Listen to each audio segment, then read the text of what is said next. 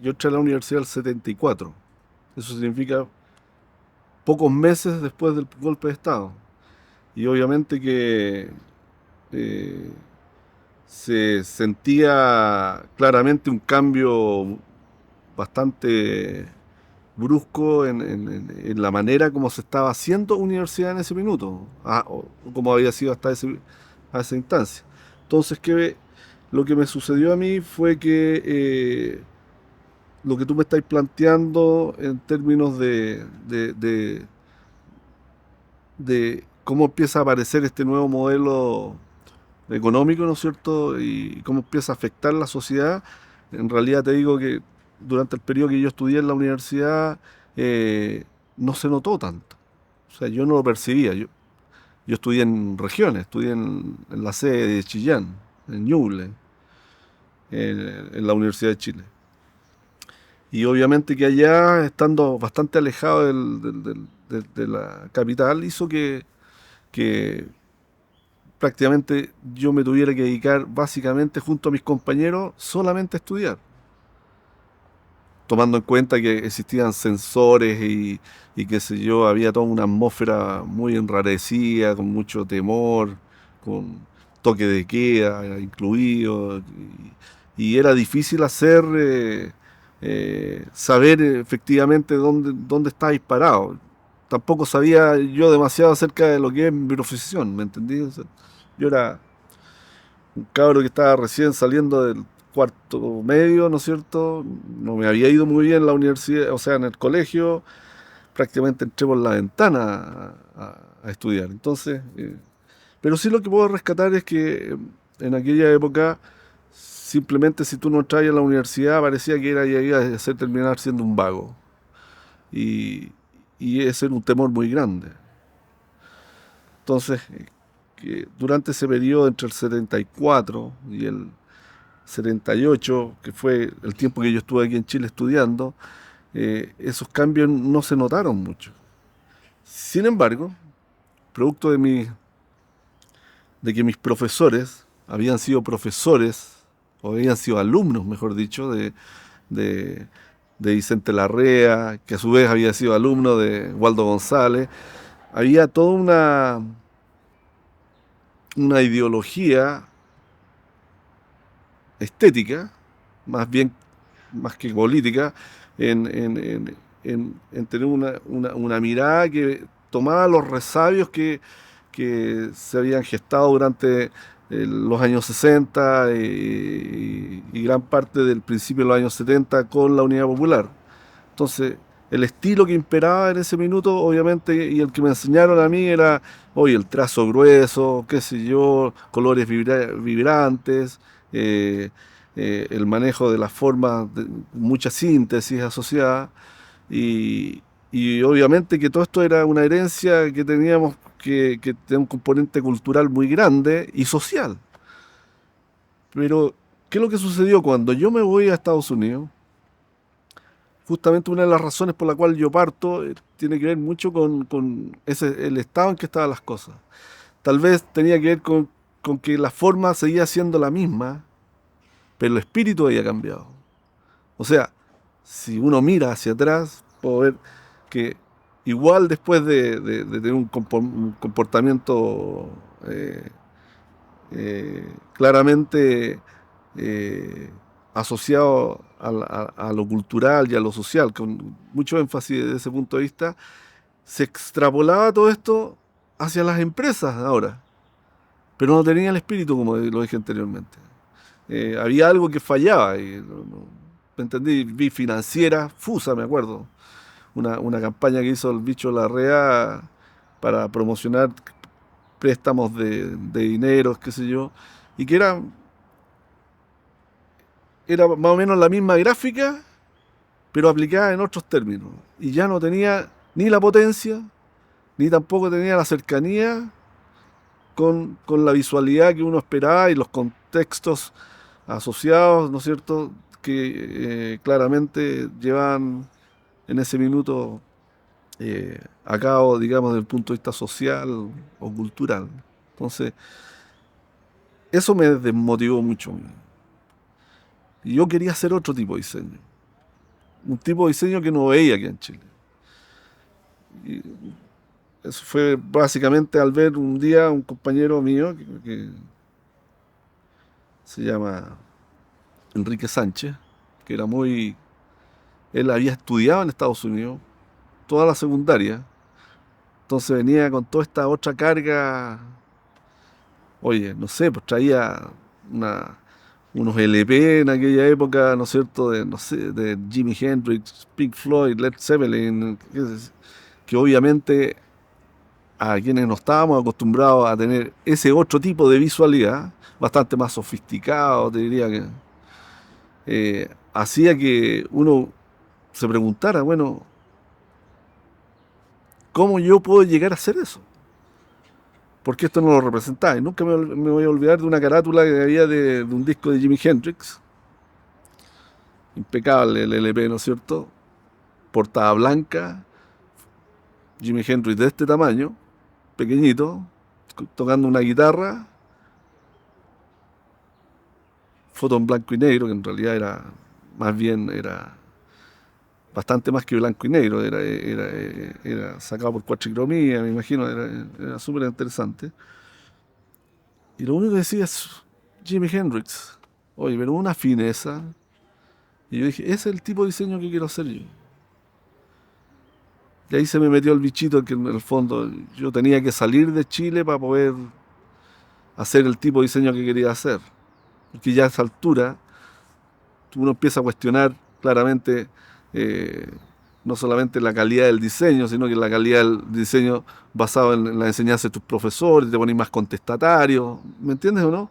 Yo soy un agradecido en el fondo de haber tenido la oportunidad de haber estudiado con Norman Aumann y Don Gigó, qué sé yo, que fueron muy importantes para mí y otros profesores durante ese periodo, pero ciertamente que como lo que buscaba yo era salir de ahí, po.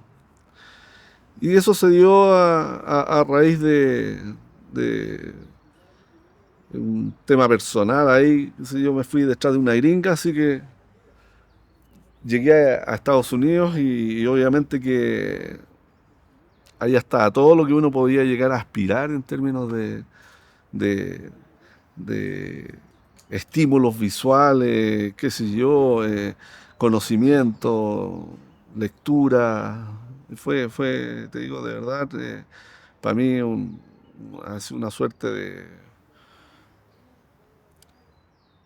Hay una escena en la película Matrix, cuando al gallo le enchufan acá atrás y aprende a volar inmediatamente un helicóptero. Bueno, era la misma sensación, solo que estabas ahí en otra realidad. Y obviamente que eso me alejó de lo que significaba el, el diseño en Chile.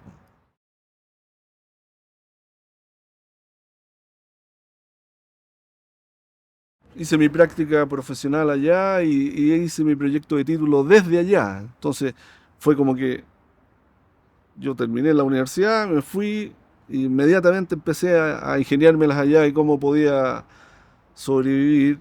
Y por otro lado, entendía que tenía una responsabilidad grandota de aprovechar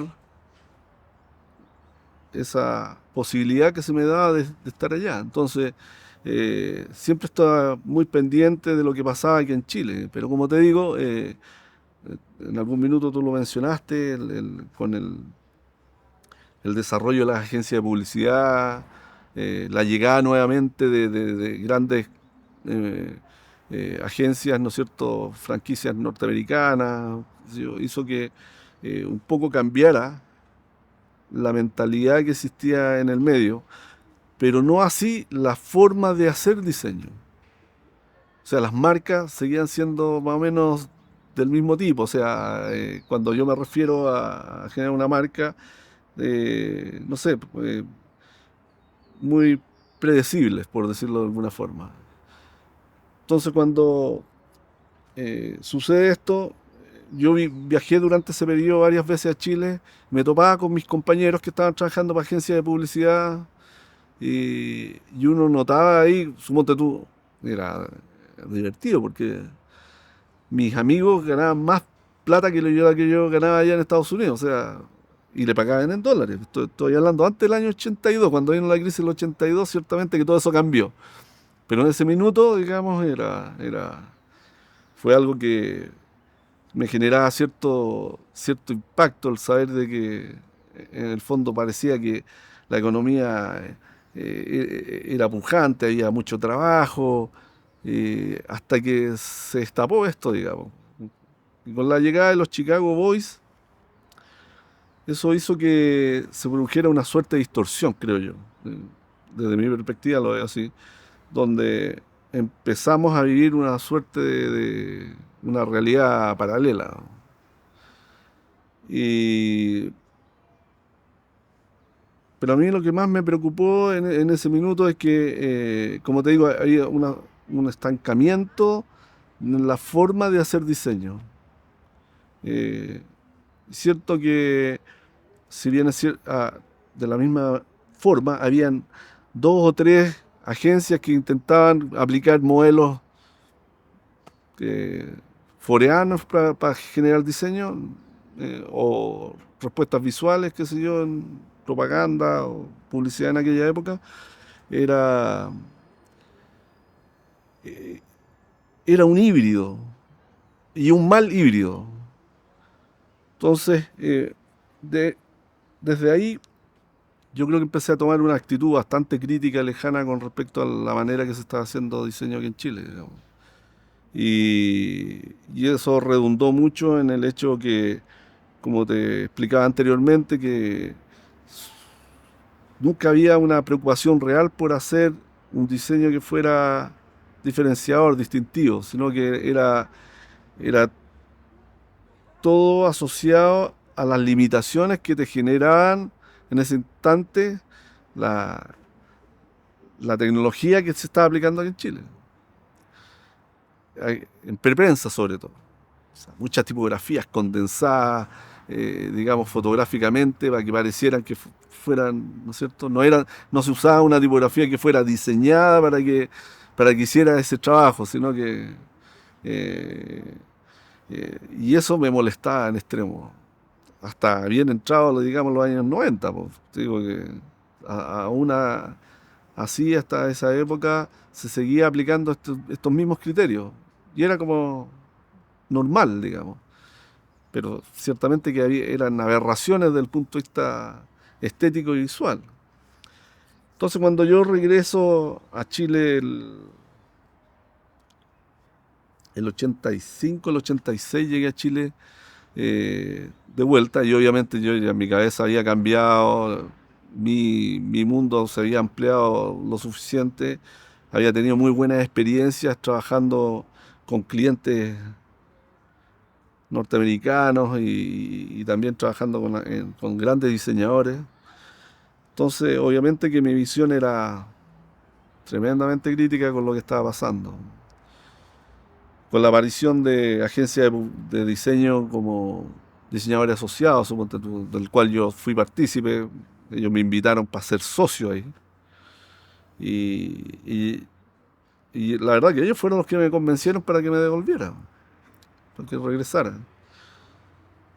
Y me topé con una realidad bastante, te digo que chata, en estricto rigor, basado en un estilo que era una suerte de diseño internacional, pero donde se aplicaba como quien aplica un patrón único y exclusivo que, independientemente del tipo de diseño que tú estuvieras haciendo, eh,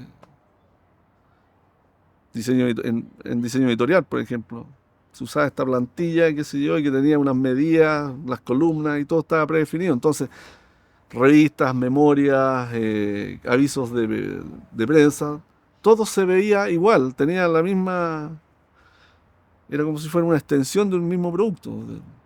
Y eso yo creo que hizo que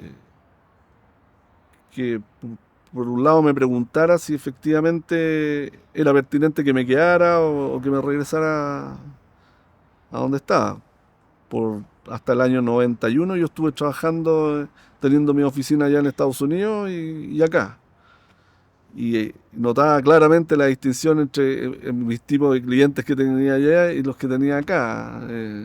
Por suerte, eh, los clientes por los cuales trabajé aquí en Chile ciertamente me dieron ciertas libertades que yo creo que tal vez a otros diseñadores no se las habrían dado, básicamente porque, y puede ser que hay un tema tan arribista como no sé, pues, que yo venía de afuera, ¿te fijáis? Y eso me generaba una mejor perspectiva, digamos, para poder mostrar mis capacidades, digamos.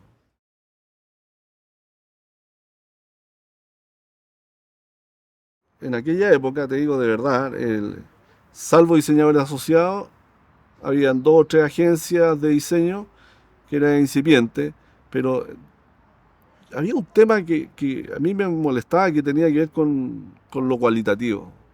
Se había perdido la noción en rigor de hacer el trabajo bien hecho.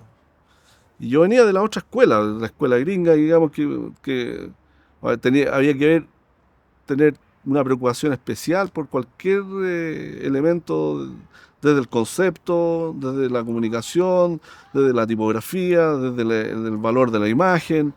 eh, y eso yo sentía que como el medio también parece que no era lo suficientemente exigente, hacía que, digamos, la media de los diseñadores hicieran cosas que eran relativamente mediocres para lo que yo estaba acostumbrado a ver, digamos. Y yo creo que en eso incidió mucho también en, en aquel entonces la llegada de- de Guillermo Tejea, que venía de España con una visualidad, ¿no es cierto? Había estado en Barcelona, qué sé yo. Y como que al verlo, poco chasconeó esta cuestión, ¿no? Y yo creo que por ahí empezó a pasar algo interesante. Después llegó Neira, el José Neira, que también me parece que fue un tremendo aporte. Eh, y yo trataba desde mi trinchera de aportar lo que podía hacer, digamos, en términos de no decaer, mantener eh, tratar de colocar el tipo de diseño que estábamos haciendo en un nivel que fuera competitivo en términos de, de visualidad, comunicación internacional, digamos, porque yo estaba acostumbrado justamente a eso. Y no te digo que fue fácil, pero procuré, yo creo que la virtud que tuve en ese minuto fue asociarme en manejar con lo que yo llamaba las platas nuevas, que era con muchas empresas empezaron, llegaban de afuera, abrían su- sus, sus negocios aquí en Chile y eso me permitió trabajar para Valle Nevado, suponte tú, que eran capitales franceses junto con algunos capitales chilenos y en ese minuto fue casi fortuito porque ellos pensaban hacer todo el diseño y toda la gráfica, la identidad y los programas de Valle Nevado en Canadá o en Francia. Y me topé con esa oportunidad grandota de poder desarrollar un proyecto que es el sueño, debe haber sido el sueño de cualquier diseñador, y lo es para mí, porque la verdad es que el cliente me dejó hacer lo que yo quisiera, o sea, no. eh, Tuve mucha libertad para poder proyectar y transformar una realidad que consistía en hacer un diseño que, que proyectara una imagen país que estuviera a la altura de ser el primer centro de esquí del hemisferio sur. ¿Te fijáis? Entonces, si bien es cierto, había muchas limitaciones, restricciones, en aquella época también estaban esas oportunidades. Me tocó trabajar para CTC, en ese caso me estuve asociado con Proyecta, que en aquel entonces era Proyecto, o sea, que hoy día es Proyectos Corporativos o Procort. Y los chicos esos en ese minuto fueron también de tremenda ayuda para poder tomar cosas que en el fondo yo no podía. No tenía mayores nociones acerca de diseño industrial y una de las cosas que aprendí con tempranamente que uno tiene que saber declararse incompetente cuando... Porque esa era la otra. Y todos querían tomar todo y hacerlo todo. Yo creo que no funcionaba así. Parte de mi filosofía, el poder trabajar en equipo y hacer cosas, digamos, que te permitan a ti eh, hacer un diseño cualitativo.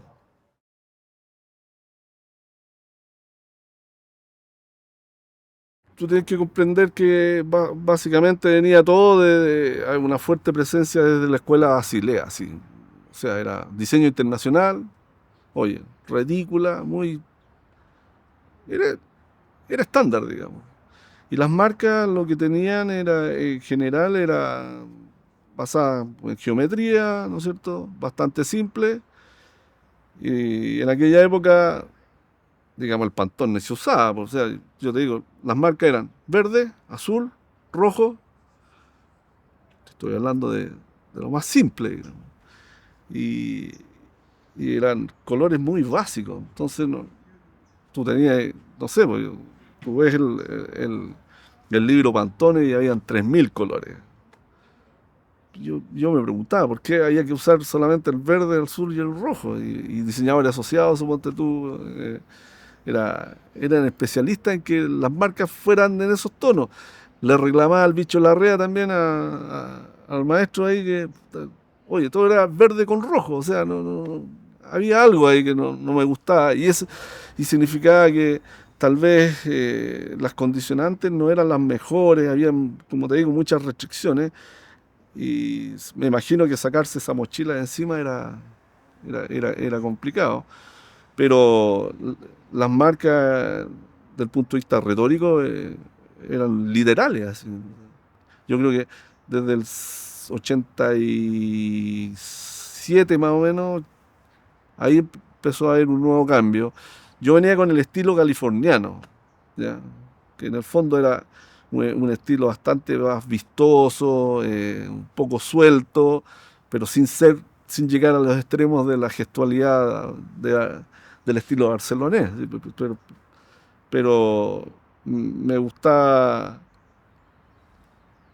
aplicar criterios que tenían que ver con la historia del diseño, la historia de las recreaciones de los diferentes periodos de la historia del diseño y la historia del arte. Entonces, trataba de generar una diferenciación en la manera de mostrar mi filosofía en el diseño. ¿Sí? Yo no te podría decir si el diseño que se estaba haciendo en ese minuto obedecía de alguna forma desde un punto de vista de un orden psicológico, digamos, asociado a la dictadura. Yo creo que más bien era un diseño muy autorreferente y poco, te diría, poco holístico para ver su realidad, digamos. O sea, a mí me parece que las condicionantes también nos ayudaban mucho, en el sentido de que eh, después de haber vivido ese boom de- de una suerte de progreso asociado, a mí me resulta complicado el hecho de poder juzgar a mis compañeros de, de profesión, porque también con mi llegada empecé a entender un montón de cosas, suponte tú. O sea, yo siempre arranqué del diseño como te digo, del trazo, de la cosa gestual, visual, y resulta que lo que más valoraban mis clientes en Estados Unidos es que yo era capaz de hacer eso. Y era desde la limitación, ¿me entendí? O sea, y ahí, y también por otro lado, mis colegas acá siempre han pensado que yo diseño como gringo, entonces siempre me sentí que estaba en ese margen, pero caí rápidamente, digamos, en cuenta de que en el fondo, estilísticamente, estoy hablando, hay una manera de pensar que de alguna forma se refleja en mi trabajo, que tiene como una suerte de continuidad con, con los maestros, con Larrea, con Waldo. Y yo te digo, yo nunca lo vi. Y lo único que quería era arrancar de eso, entonces después tú te reencuentras con esto. Y yo creo que a mí lo que me sucedió fue eso, que eh, una vez que ya la rebeldía propia del hijo pródigo, digo yo, ¿no es cierto? Vuelve a sus raíces, y yo creo que ahora, hoy día, más que nunca, yo creo que se nota en el tipo de diseño que hago, digamos que una raíz latinoamericana bastante fuerte como carácter, sin tratar de buscar esa identidad chilena que tanto, digamos, no se nos complica. Yo desde ese punto de vista soy un poco más benevolente. La identidad chilena siempre la he planteado como nosotros siempre hemos sido una esponja. Y vamos a absorber lo bueno y lo malo que venga de afuera. Y así somos los chilenos. Ahora sí, tenemos que cuidar nuestro patrimonio intangible, cultural, arquitectónico. Y seguramente le hizo muy bien al diseño el hecho que aparecieran y se empezara a hablar de diseño realmente. Lo que hizo eh, el mismo, lo- los mismos nuevos autores del diseño chileno, en este caso Pedro Álvarez, Castillo, Vico, Oscar Ríos. Entonces, que en el fondo han escrito sobre cómo ha sucedido esta suerte de historia. Si me preguntas a mí, si no lo hubiera leído, no lo hubiera visto a través de los ojos de ellos, probablemente yo no me habría dado cuenta de que en realidad soy parte de esto, ni más ni menos. Entonces, desde ese punto de vista, considero que eh, hay un fortalecimiento del diseño en nuevas avenidas, el trabajo de tipográfico del Pancho Galvez y otros chicos, ¿no es cierto? Creo que ha hecho que haya una revalorización de nuestra identidad, pero al mismo tiempo también una revalorización del diseño y de la historia del diseño gráfico chileno. Cosa que, te digo, hasta 10 años atrás, probablemente, o 15 años atrás, era impensable. Todos estos dinosaurios, y me considero que soy parte o tengo culpa en eso también, pensábamos que eh, era historia y amargamente puedo decir que hoy día que pucha, me siento muy arrepentido de haber pensado que el diseño partía conmigo. A mí me resulta medio complicado hablar del tema porque te digo que justamente una de las cosas que yo no quería era eh, insistir en esa forma de diseñarte. Fíjate que yo le hablé en algún minuto que no tenía espíritu, pero al mismo tiempo me pasaba que el diseño en el mundo está avanzando muy rápidamente. Suponte tú, los japoneses históricamente nos han llevado 20 años de ventaja, digamos, desde el punto de vista conceptual y el manejo de las formas, y manejo de la imagen y manejo de los contenidos.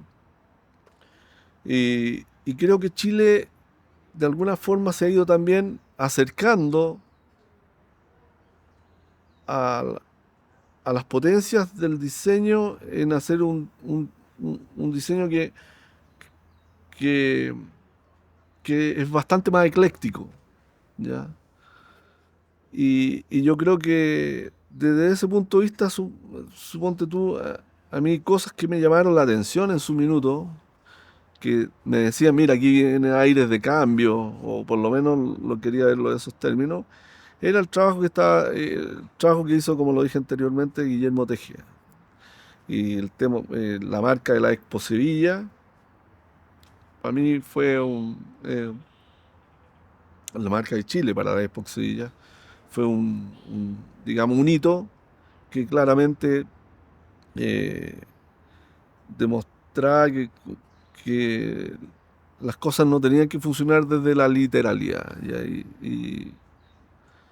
Y, y yo creo que y hay otros trabajos asociados que siento que fueron importantes para generar una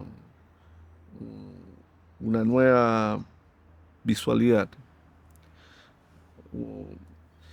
Eh, me- a mí me gusta, mira, a mí me gusta todas las cosas que tienen un cambio basado en una fundamentación.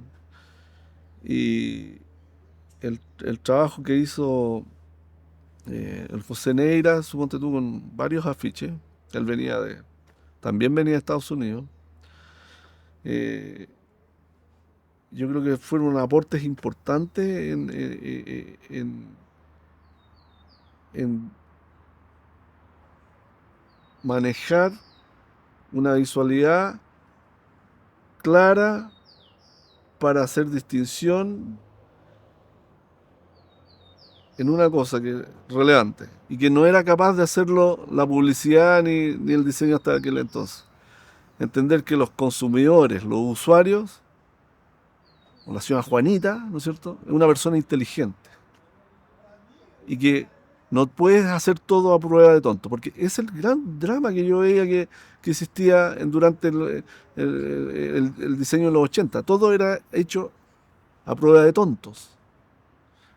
Entonces, no era un diseño inteligente, no, no era que buscara hacer eh, que, que el ciudadano común pudiera entender un mensaje y que reflexionara acerca de este, sino que todo era hecho eh, basado única y exclusivamente a que, oye, se pudiera entender súper fácil por cualquiera, que fuera. Y yo creo que eso atentó mucho a que no se produjera antes estos cambios, digamos, en términos de generar una mejor diseño de comunicación visual.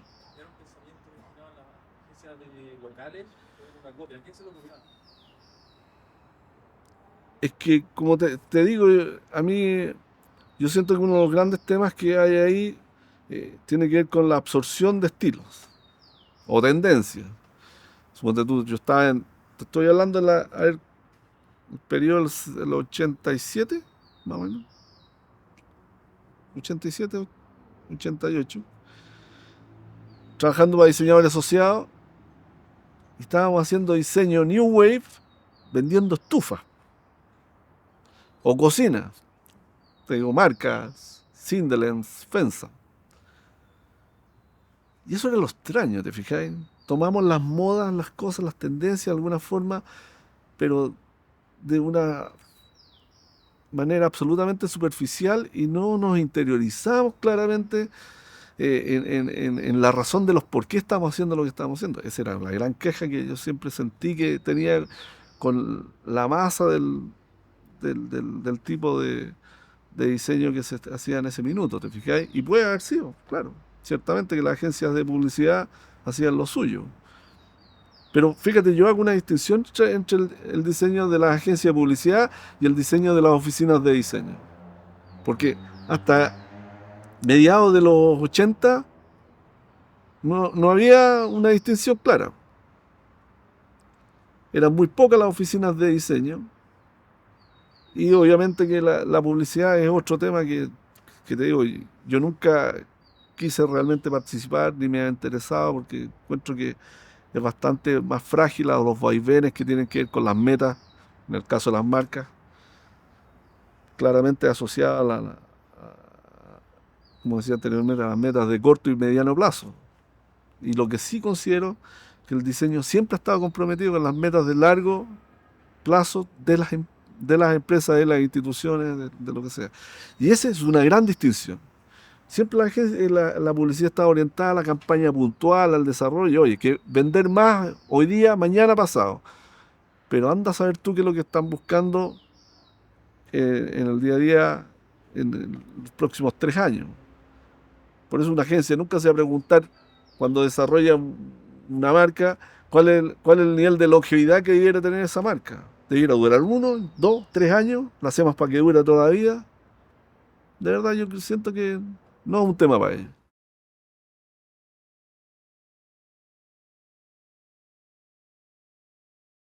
no hay trabajo donde yo no haga un homenaje a alguno de mis héroes del diseño.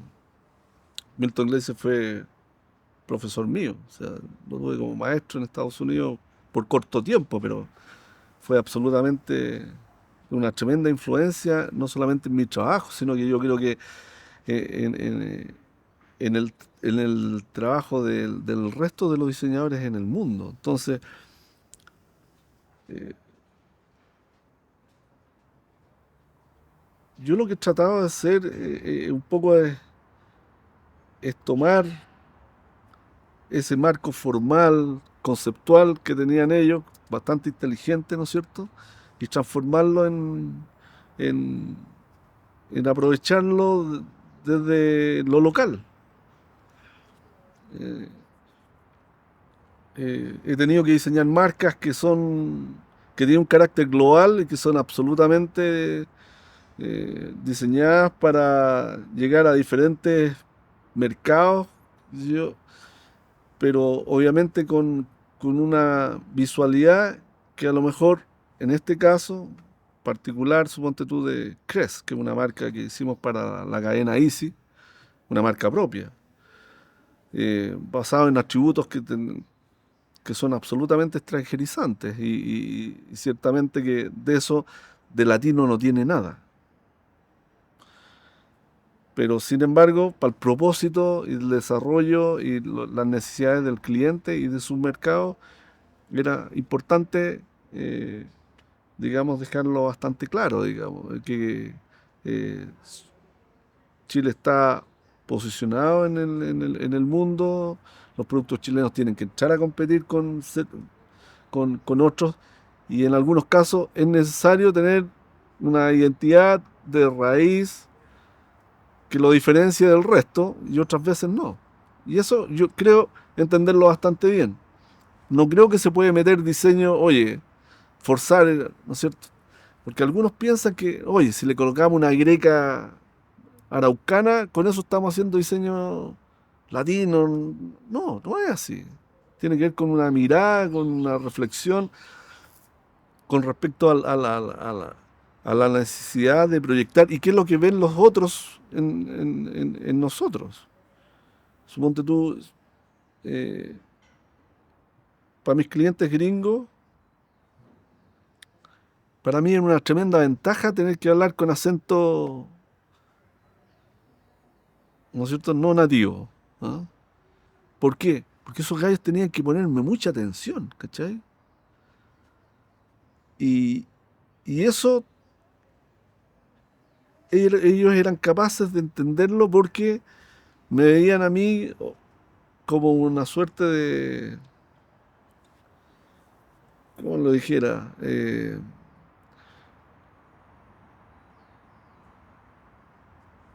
Pucha, se me fue la palabra concreta, pero eh, una visión era autóctono, por decirte de alguna forma.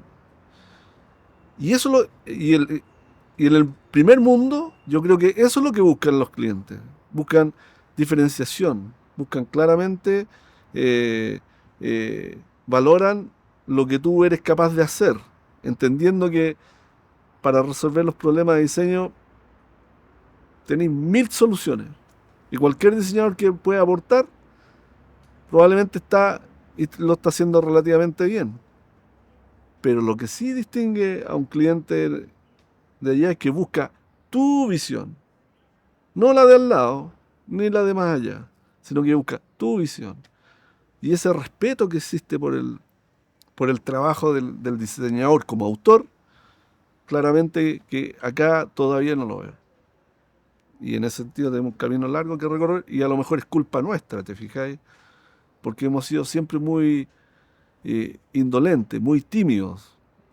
El diseñador chileno históricamente ha sido un yes sir. ¿Ah? Entonces por eso nos cuesta hacer cambios. Pero cuando revaloricemos que en el fondo no somos unos pintamonos, ni somos tampoco estos seres que estamos predeterminados por la máquina, el computador, sino que somos seres pensantes, asesores, que estamos ahí para resolver las problemáticas comunicacionales de nuestros clientes. Yo creo que cuando se entiende eso, oye, te ganáis la confianza de quien sea. De- y lamentablemente quienes son nuestra contraparte son seres extremadamente hábiles. Nacieron para negociar, nacieron para buscar comprar barato y vender caro. Y esos son nuestros clientes.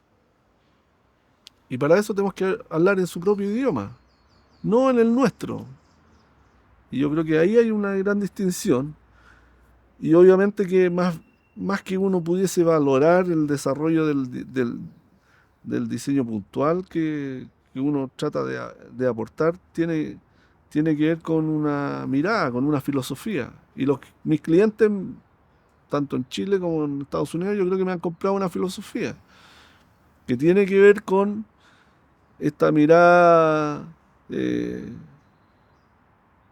conciliadora entre estos dos mundos, ¿ah?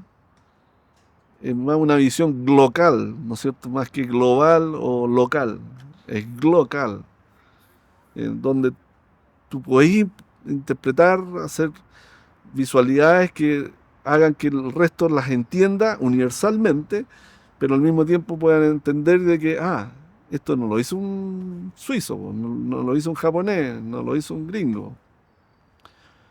Y yo creo que por ahí va un poco la enseñanza del diseño en en nuestras aulas, digamos.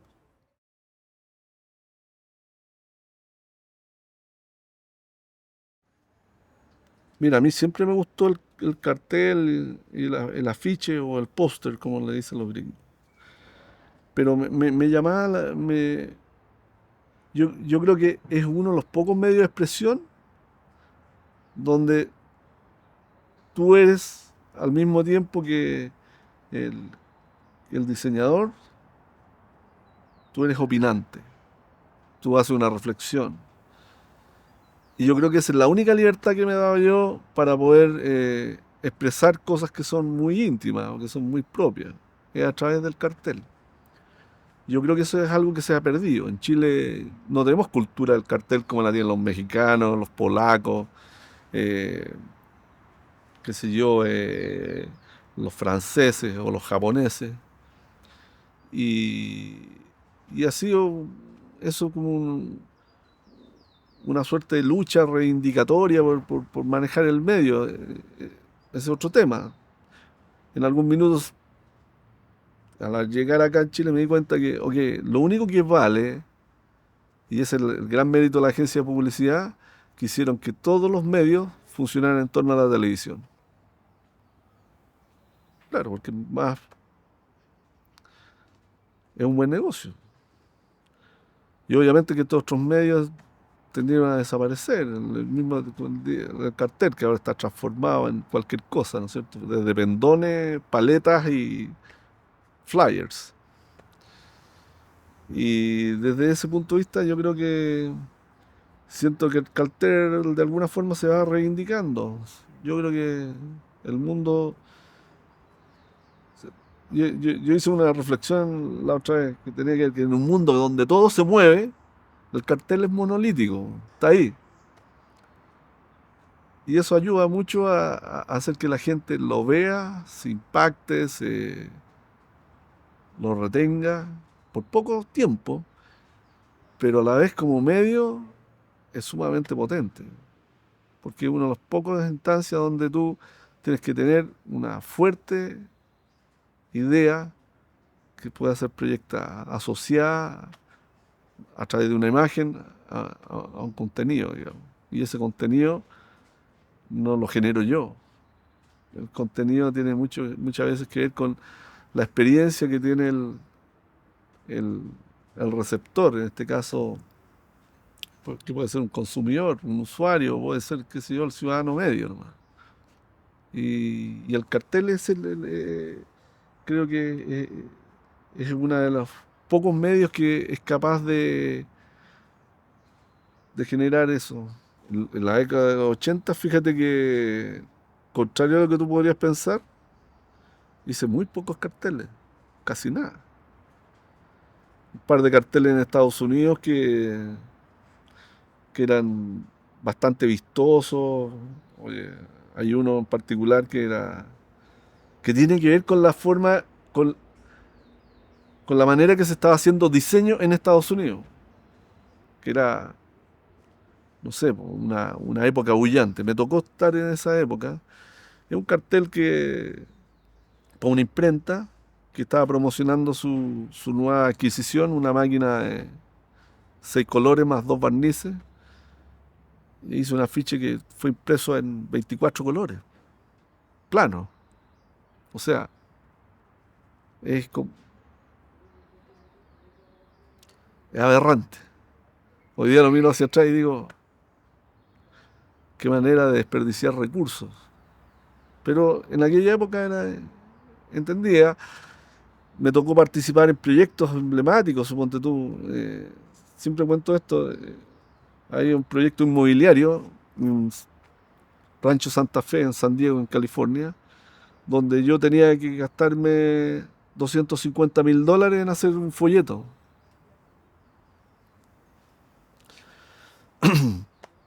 Y ahí comprendí, esto estoy hablando ahí 85, 86. Y ahí me di cuenta que en realidad, o sea, cualquiera puede ser un buen diseñador utilizando esos recursos. Si el tema está en lo otro. Y yo creo que eso fue lo que me hizo cuestionarme si debía regresar a Chile o no, porque claramente ahí había un tema que a mí me llamaba la atención. Era el hecho de que yo venía de un mundo de las limitaciones, de las restricciones, del elastiquito arreglando cosas, ¿no es cierto? El alambrito, de las carencias, ¿te fijáis? Y de pronto estaba en esa otra cosa donde, oye, podía gastarme $50.000 en un fotógrafo, para después usar 12 fotos. Ya haberlo hecho el gallo, hacer 5.000, toma, de verdad. O sea, le pagué a un tipo $50.000 por, por hacer unas fotografías justamente para este proyecto, donde se usaron 12 fotografías. Entonces, esa cosa de los recursos y las carencias, y yo creo que siempre me he manejado, y yo creo que siempre he tendido a pensar de que con carencias cuando tú demuestras qué tan buen diseñador eres, y no con lo otro. Yo creo que eso hizo que finalmente yo me quedara avecindado por acá, de alguna forma u otra. Y yo creo que a mí la tarea que siento que tenemos pendiente justamente tiene que ver con en el tema de los afiches, digamos.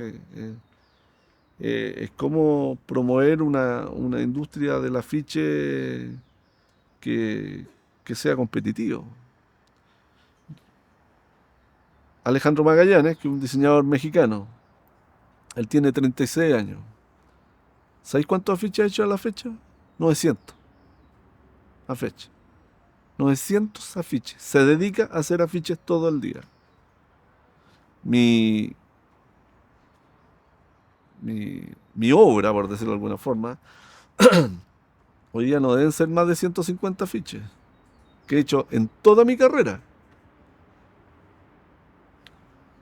Entonces, cuando a ti te invitan a participar en concursos así, tú sabes que cada vez que yo tengo la oportunidad de hacer un afiche, yo no me la puedo farrear, ¿cachai? O sea, tengo que hacer un afiche que tiene que competir con afiches como los que hace Alejandro, que es muy talentoso, y tienes que trabajar el doble de lo que trabaja en esos afiches. Si es que algún día llegan y me dicen, oye, hay que elegir entre esto y estos otros, bueno, tienen que elegir el del chilenito, ¿no? Y ya es una tarea sumamente fuerte, digamos. Porque Alejandro se puede dar el lujo de hacer la mitad de los afiches que no le queden tan bien. Pero cualquier diseñador chilenos de acá, de los que hacemos algo de esto, no tenemos esa oportunidad, ¿entendí? Entonces tienes que ser súper eficiente y es uno de los temas que tengo yo con hacer que cualquier trabajo tiene que estar a la altura de las circunstancias, digamos.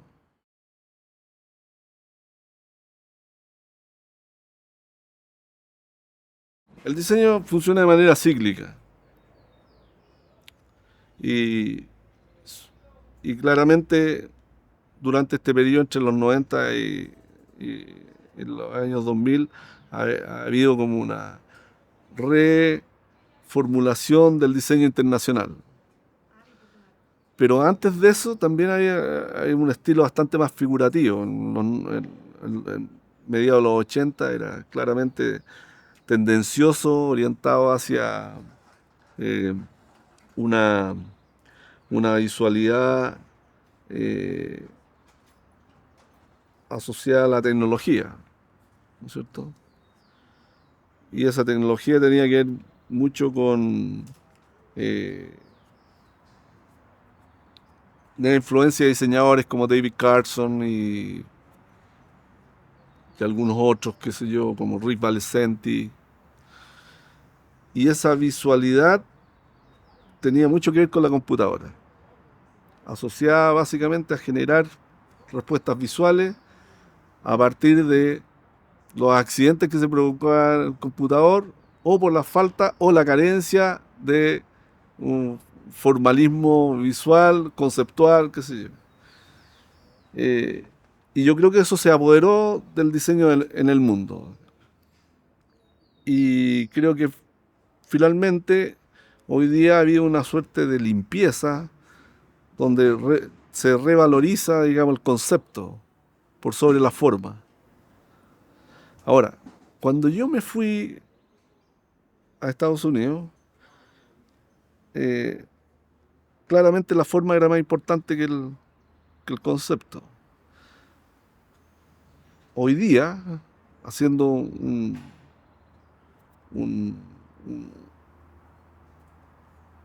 seguimiento en una línea de tiempo, te diría que hoy día es el concepto más la forma.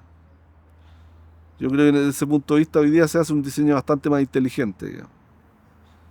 Antes eh, dependía en extremos digamos, del formalismo contextual, digamos. ¿Ya? Eh, lo bonito que tiene esto es que finalmente el diseño hoy día es muy ecléctico, muy ecléctico. Entonces tú ya no tienes una tendencia nomás, tienes varias. Y yo te puedo anticipar hoy día, ¿no es cierto?, de que el diseño próximamente va a tener otro vuelco como tendencia a nivel mundial. Y vamos a replicar, ¿no es cierto?, el diseño New Wave de los años 80, como que fue una respuesta al diseño de los 70, que tenía que ver con este formalismo.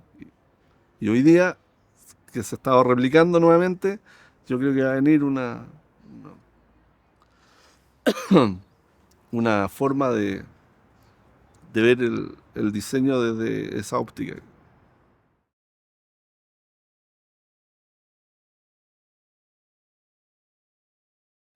Mire, yo no tengo nada en contra del diseño de autora. En realidad, en muchos casos lo he practicado de- porque en estricto rigor, si lo vemos, cualquier cosa es diseño de autor. Yo te contaba anteriormente que en Estados Unidos los clientes andan detrás de una visión, detrás de una mirada. Y eso lo convierte a uno a ser diseñador de autor. Porque el cliente es capaz de entender de que el aporte que tú le puedes hacer es un aporte individual que tiene que ver con tu propia filosofía, tiene que ver con tu conocimiento, tiene que ver con tus vivencias, tiene que ver con tu background. Y yo creo que desde esa perspectiva, el diseño en el primer mundo del de el diseño de autor claramente por eso se valoriza de una forma diferente a la que nosotros lo vemos acá. ¿Cuál es la distinción? Que acá el diseño de autor está directamente asociado más bien a un trabajo hecho de autogestión, eh, donde lo más importante casi se acerca bastante más al arte, digamos, desde ese punto de vista. Pero si uno busca un-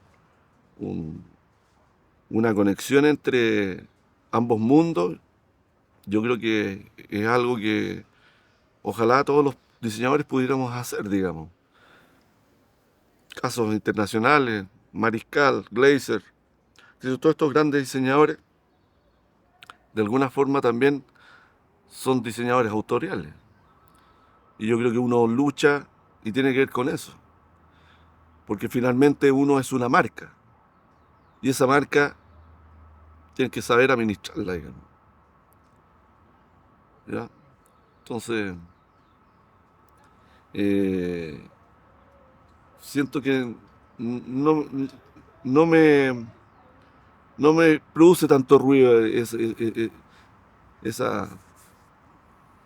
esa relación entre esos dos mundos, digamos.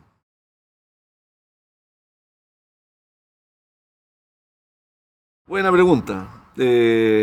Yo creo que yo tengo una formación de diseñador y soy diseñador. Y, y como te lo mencioné anteriormente, siempre he pensado que tal vez el único medio donde yo de alguna forma puedo, como diseñador, expresar mi opinión, lamentablemente, y yo siento que tengo un respeto único por los artistas, digamos, o los diseñadores que son capaces de desdoblarse y hacer pintura y escultura eh, y meterse en otras áreas. Bueno, yo no soy el caso. Soy diseñador y siempre que me estoy enfrentando a un encargo, eh, y eso hace que mi visión sea bastante crítica en la relación del diseño con el arte. Yo creo que el diseño se puede convertir en arte, pero ¿cuándo se convierte en arte? Cuando es capaz de influenciar de manera tal, culturalmente, a, a una población, al segmento, a la sociedad, y yo creo que ahí es donde se transforma, pero en esencia siento que el diseñador no es un artista, digamos. Pero como te digo, respeto y valoro mucho, no sé, eh, Tejea, él pinta y tiene otras expresiones del arte. Yo te digo, no podría hacer eso, no me nace. Y por eso tal vez que el afiche es como mi medio de expresión, digamos. Que lo siento más cercano al arte, pero tampoco es arte, creo yo. Hay componentes que son absolutamente racionales, pero suponte tú, hoy día, ¿cómo tú medís la intuición? Desde, desde por ejemplo, la innovación. Cuesta mucho entender eh, el mundo de la innovación absolutamente desde el punto de vista de la racionalización. Cuando la innovación tiene que ver con la construcción de nuevas realidades, que es pega del diseñador, pero ciertamente que ahí hay otros componentes que entran a jugar. Y desde ese punto de vista yo creo que la intuición también te dice algo. Y eso tiene que ver con un criterio personal también. Como yo genero distinción por diferenciación, lo que genera comparación. Por lo tanto, súper importante eh, la visión que tenga cada individuo con respecto a lo que está haciendo. Yo le digo a mis alumnos que no existen las malas ideas y tampoco puedo evaluarlos mal porque no tienen las ideas que yo quisiera que trajeran, sino que hay ideas que son más apropiadas que otras y punto. Entonces vale tanto la opinión o el diseño de que hace una gran estrella como Seymour Schwast Woody Pearl o Paul Rand o Fuqua, tanto como la que yo puedo hacer o la que puede hacer cualquier alumno que está estudiando recién diseño. Tiene el mundo de las ideas. Lamentablemente, el gran problema que tiene el diseño es que es un fenómeno de opinión. Y todos tenemos divergencias con respecto a cómo funciona. Pero siento siempre que eh, de alguna forma u otra uno puede entender qué idea es más apropiada para realizar un trabajo que otra. Y yo creo que ahí está la clave del éxito del diseñador, digamos. Es saber qué es lo que es pertinente y estudiar bien los antecedentes antes de poder decidir eso.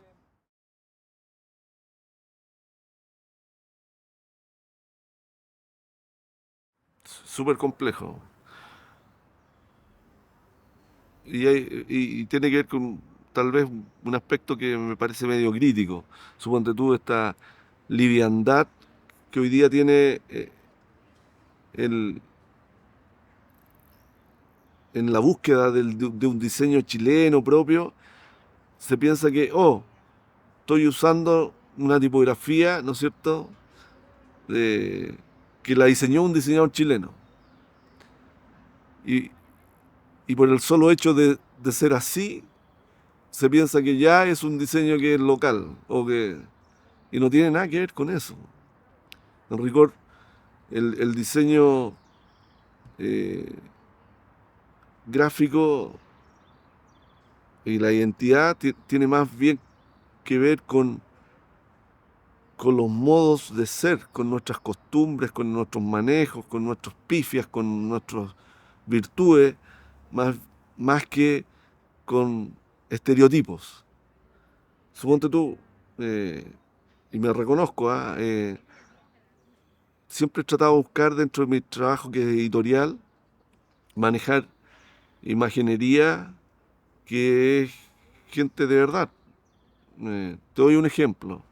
Memorias para la Coca-Cola. Tú sabes cómo ellos buscan estos estereotipos publicitarios, qué sé yo, que son referentes a nivel internacional. Pues bien, las memorias de Coca-Cola que yo he hecho, eh, ciertamente que lo que trato de usar son personas comunes y silvestres.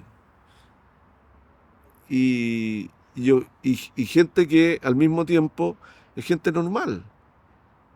Gente que, que no necesariamente tiene una linda sonrisa, ni tampoco tiene eh, un- eh, el estereotipo del anglosajón con el cual asociamos publicitariamente en todos los comerciales, ¿no es cierto?, esta visualidad de la identidad chilena, ¿te fijáis?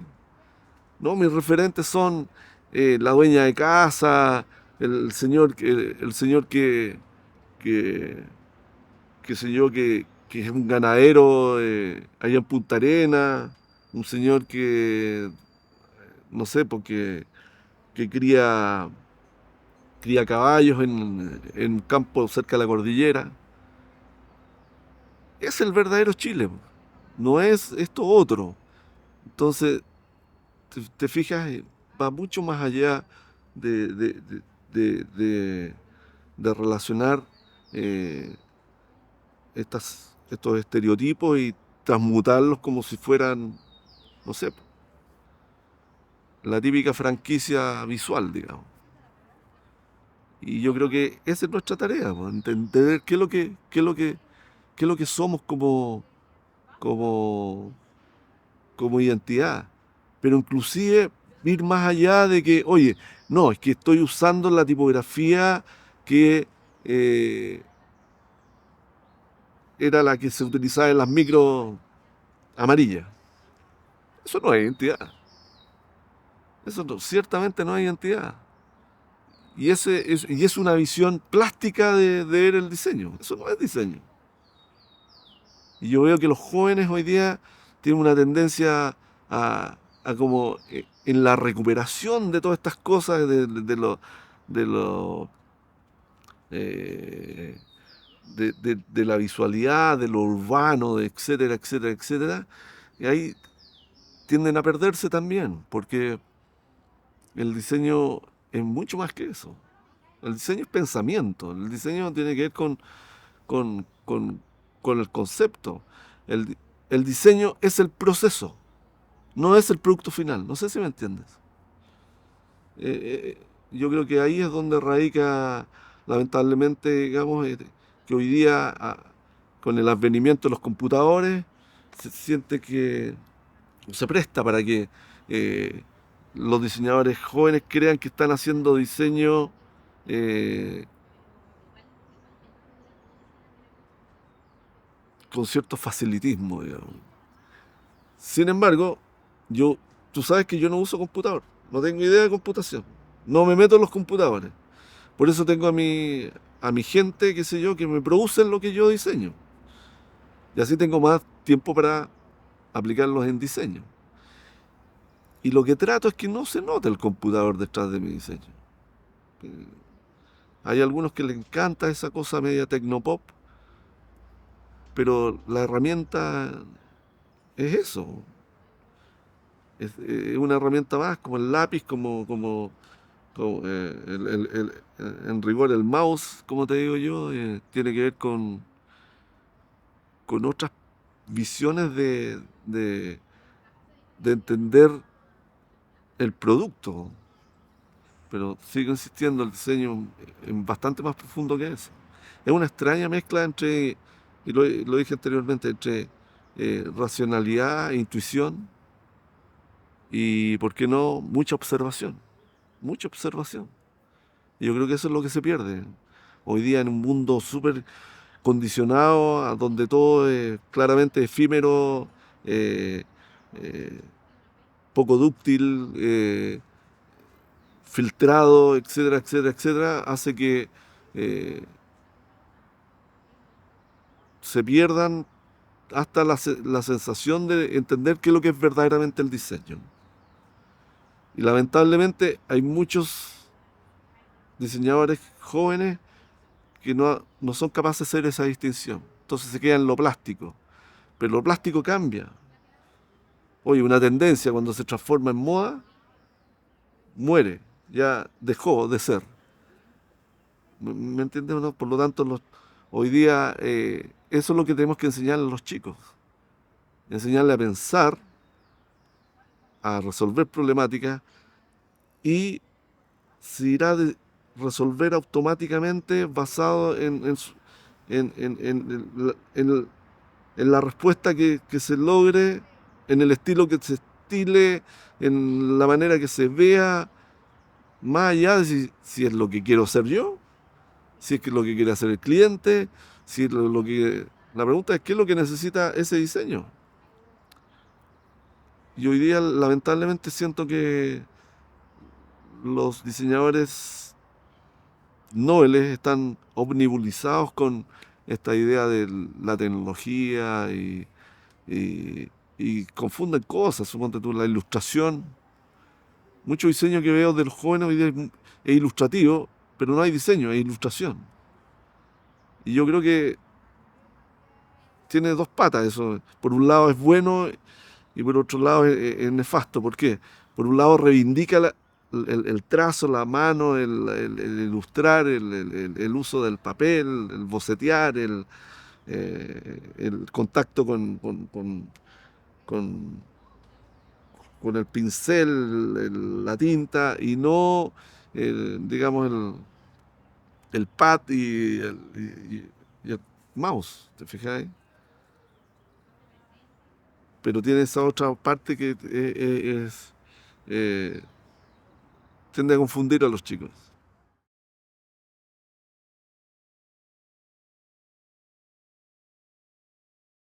Yo creo que los métodos tradicionales de la enseñanza del diseño han ido cambiando. Y en menester nuestro como profesores y académicos también, el buscar la forma de- de enseñar el diseño desde otros puntos de vista. Eh, yo creo que la, la mayor preocupación que debe tener un diseñador hoy día al aprender es desprejuiciarse. Lamentablemente el sistema nos obliga, la sociedad nos obliga a tener visiones prejuiciadas con respecto a las cosas. Cada vez que me enfrento a un encargo con un cliente, la disposición que debo tener absolutamente tiene que ver con el escuchar y entender cómo funciona su negocio, sus productos, y basado en eso tratar de construir una realidad que no necesariamente es la verdad, pero que sí es capaz de influenciar en, en su audiencia, en sus clientes, digamos, ¿ya? Ahora, hoy día el problema de la enseñanza del diseño tiene que ver con el uso extremado de la herramienta como la generadora de las soluciones. Y ciertamente que eh, el diseño muestra que en rigor siempre van a valer más los conceptos que los proyectos. Cuando yo me acerco a un cliente, yo no le vendo un proyecto, le vendo un concepto. Y esa es otra distinción que hay entre la manera en que yo veía que se hacía el diseño anteriormente, cuando llegué a Chile, suponte. Eh, el sistema te obligaba a que tú tenías que llegar con una maqueta, que venía con una portada, que venía con páginas interiores, en un caso un libro, ¿no es cierto? Y tú tenías que prácticamente mostrarle cómo iba a ser el libro completo para que el cliente pudiera entenderlo. Decir, ah, sí, me gusta. Pero todo eso se trabaja a priori, ¿te fijas? Entonces, cuando te llegaban los textos, te habían aprobado el proyecto. Y te das cuenta que los textos podían ser más largos, podían ser más cortos. La columna que tú habías pensado, ¿no es cierto?, que funcionaba cuidadosamente en una cantidad de caracteres, ¿no es cierto? Porque era tanto el texto, se agrandaba, las fotos se achicaban y empezaba a quedar un híbrido, ¿te fijas? Sin embargo, yo lo que he aprendido es que tú vendes un concepto. Cuando vendes un concepto, no tienes que mostrarlo entero. Tú lo que le muestras a un cliente es una visión de lo que tú estás proyectando hacer. Y esa visión te permite a ti flexibilizar el diseño final, cosa que los elementos que tienen que conjugarse entre los contenidos, el uso de la fotografía o la ilustración, o la tipografía, o el manejo, digamos, visual asociado a la diagramación, puede ser permeable, puede cambiar, puede permutar. Y, y yo creo que también tiene que ver un poco con ayudar a ser consecuente en buscar la solución de qué es lo que quiere y necesita el diseño de ese producto. No lo que quiere el diseñador, no lo que quiere el, el cliente. No sé si me entienden. Entonces, el diseñador funciona como una suerte de interfase entre conectar estos dos mundos que no tienen nada que ver, y tú eres un, un facilitador en el fondo.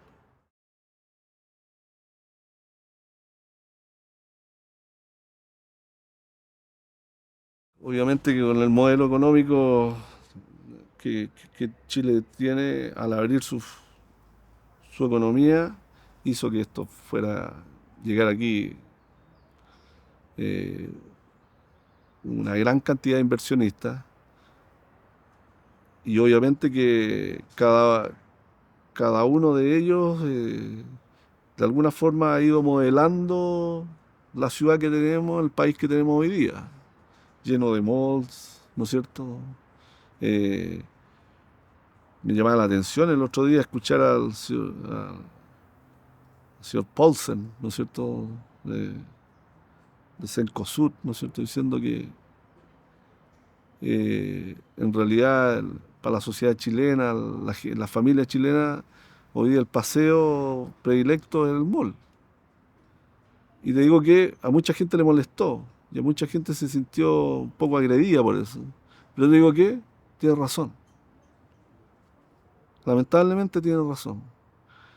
Y eso hizo que en aquella época también, yo por lo que podía ver, yo creo que a nadie le interesaba, dentro de eh, mejorar la calidad de vida de los chilenos. De verdad, siento que durante ese periodo, yo no encuentro que fue un periodo oscuro, digamos, el de la dictadura. Siento que si Chile ganó en toda esta cosa económica, huyente, y, y ciertamente que hoy día uno lo puede asociar al progreso, pero también Chile perdió harto y su gente perdió harto. Eh, yo creo que de a poco nos hemos puesto más arribistas, más falso orgullo, digamos. Siempre le reclamaban a los argentinos, ¿no es cierto? ¿No es cierto? Que eran tan agrandados. Estamos igual hoy día. Es que funcionó como una suerte de proyección, ¿no? Y, y eso que está inserto en nuestro ADN hoy día, yo creo que tiende a pasarnos la cuenta también. Eh, y obviamente que esto es consecuencia de todo ese modelo, como lo dije anteriormente, con sus defectos y sus virtudes. Eh, Ahí hay, creo, una tarea grandota y yo creo que las nuevas generaciones de diseñadores de alguna forma han ido haciendo conciencia de que en realidad eh, el buscar una expresión en el diseño chileno que valorice claramente su historia y al mismo tiempo tenga una mirada de futuro. Yo creo que es la gran tarea pendiente que les dejamos como legado, digamos. Y es una de las razones por la cual yo hago clases. Y le reclamo al bicho Larrea, ¿no es cierto? Que desde su tribuna, ¿no es cierto? Eh, Él tiene tantas críticas, suponte tú. Aquí estamos en una universidad en este minuto que es privada. Y yo creo que y le encuentro razón, tiene bastantes cuestionamientos asociados a cómo se ha hecho la educación del diseño en Chile, que tiene que ver con el modelo económico. Pero al mismo tiempo tú no puedes cambiar la mentalidad o la búsqueda de generar diseñadores que sean responsables socialmente, que tengan espíritu identitario, eh, si tú no lo haces desde adentro. Y yo creo que valoro mucho ¿no es cierto? Que Guillermo, Guillermo Tejeda, qué sé yo, y varios otros diseñadores, La Jimena, Ulibarri, eh, José Neira, qué sé yo. Hagamos clases, sigamos haciendo clases, porque en rigor esto hay que cambiarlo desde el ADN mismo y no desde fuera. Súper fácil criticar, digamos, el, el sistema educacional universitario en la carrera de diseño, especialmente, desde otra trinchera que no sea la del observador.